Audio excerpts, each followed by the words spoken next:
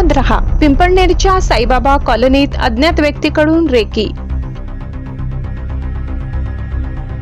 CCTV फुटेजमुळे नागरिकांमध्ये घबराट.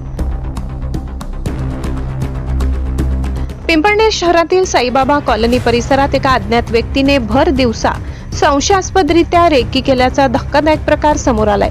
ही व्यक्ती चोरीच्या उद्देशाने परिसरातील घरांची पाहणी करत असल्याचे सीसीटीव्ही कॅमेऱ्यात कैद झाले असून या घटनेमुळे स्थानिक रहिवाशांमध्ये भीतीचे वातावरण पसरले आहे. शहरात सध्या अनोळखी व्यक्तींचा वावर वाढल्याने नागरिक असुरक्षिततेच्या छायेखाली आहेत. ही गंभीर बाब लक्षात घेता संपूर्ण परिसरात तातडीने सीसीटीव्ही कॅमेरे बसविण्यात यावेत आणि त्याचे नियंत्रण थेट पोलीस प्रशासनाकडे असावे अशी आग्रही मागणी आता नागरिकांकडून केली जात आहे.